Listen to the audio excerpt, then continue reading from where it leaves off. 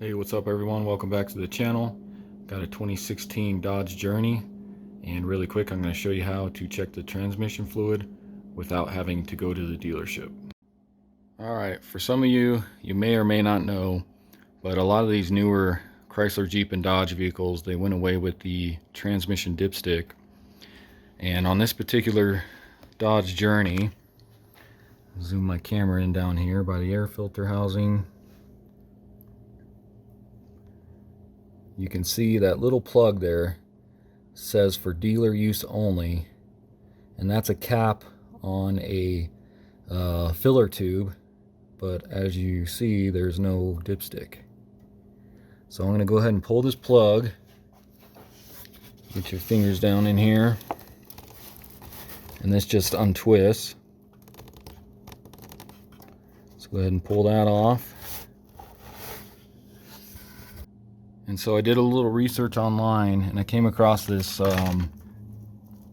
Dorman 917327, and you can see fits various Chrysler, Jeep, Dodge, Ram, and also some Volkswagen models.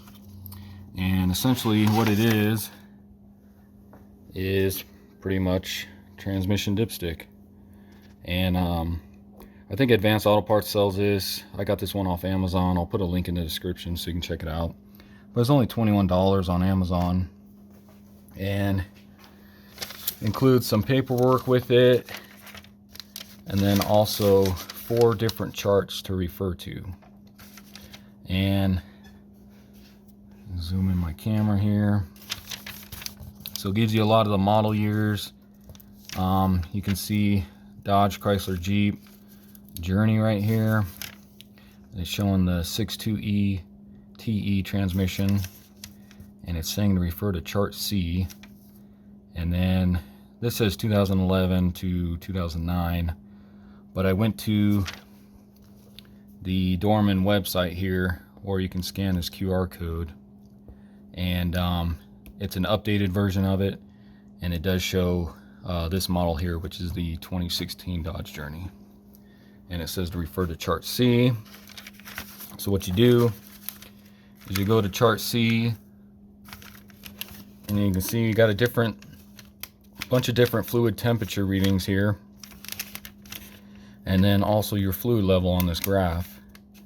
So you're going to want to drive your car around, get the transmission really warm, and then we'll go off of the chart here, whatever the temperature is at, and then we'll come up, and then we'll see where our reading needs to be on the dipstick here. And I'll show you on a dipstick, so you can see it goes all the way from 20 to 120 on the different measurements depending on your vehicle.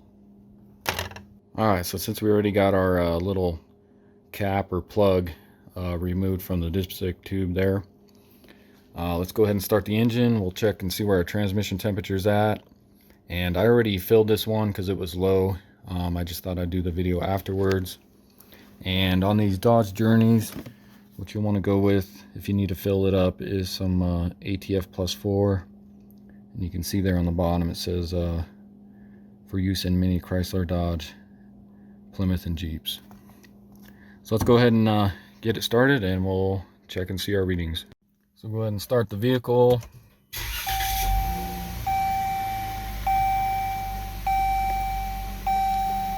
And then what you'll want to do, use your steering wheel controls until you can get to your vehicle information, and you can see we're on the transmission temp now, and as of right now we're sitting at about 167 degrees Fahrenheit. So let's go ahead and check out our chart and see where we need to be at on the level.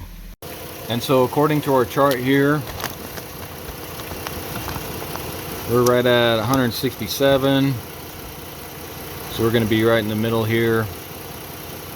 So we're going to want to go up, and you can see you got a minimum fill line here and then a maximum fill line. So we go about 167 to 170. If you go right in the middle, that puts you at about 40 over here on the dipstick. So we should be right about 40 or a little over. If we go to the max, we'll be about 40, 45, a little over 45 or so. So let's go ahead and grab the dipstick and we'll check it.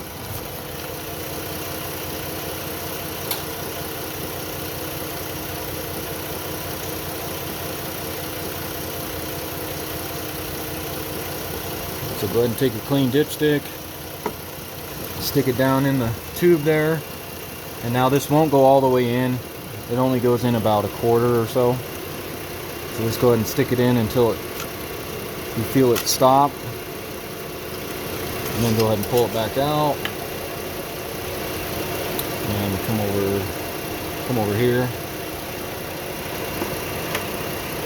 and so you can see we are right at, looks to be 45 or so, maybe just a hair over. We're right at 45. So we are right at the maximum line, which is just fine for that temperature range.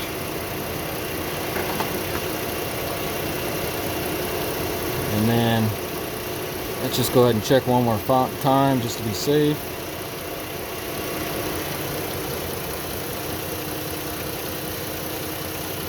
And actually I just looked at the gauge inside, now it's showing 168, so it went up a little bit. So again, stick it down in there until it stops. Pull it out. And come over here so you can read it better. So you can see on there again, now we're just a little bit over 45 again. So we are in perfect range there, right at the maximum, so that's good.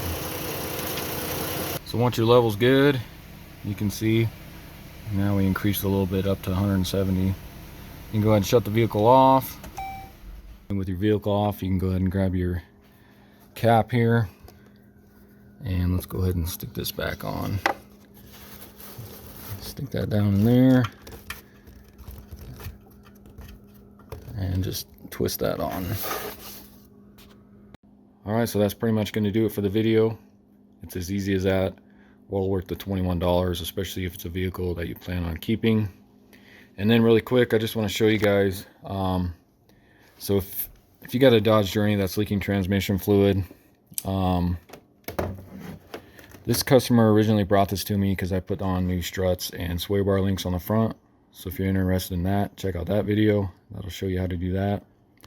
But when I was doing that, that's when I noticed the transmission was leaking pretty good. The whole undercarriage was covered in it. And I couldn't tell where the leak was coming from. So I decided to pressure wash everything down below and then on top here as well. Let it dry, took it for a spin, got it heated up pretty good. Came back and I saw it was leaking again. And when I popped the hood, see if I can zoom in here, I noticed that, you see that silver cap there on top of the transmission. It's pretty much like a breather hose cap here. It was leaking out of this, and then it would start to pool up down here, and then it would eventually work its way down. You can kind of see that rusty spot there, which is the CV axle going into the transmission there. So it leaked down right in that area. And so I'm thinking the transmission was pretty low, as you can see, according to my quart jug here. It was about 3/4 of a quart low. And when I stuck that dipstick down in there, it was well below the minimum line for the temperature it was at. So I went ahead and topped it off all the way to the max. Pressure washed everything again. Let it dry, drove it around, and came back, and seems like that leak is pretty much fixed now. Did several more trips just to make sure, and everything's dry again. So I'm wondering if it just was getting too hot because there was not enough fluid in there, making it boil up and leak out of that breather hose tube there, or if the pump was sucking air in or something, which was creating, you know, too much pressure in there, and that's what was making it blow out of that breather hose tube. I'm not really sure, but it's pretty much fixed now. So, and again, this was a 2016 Dodge Journey, and if you haven't already, subscribe to my channel, check out my other videos, and thanks for watching.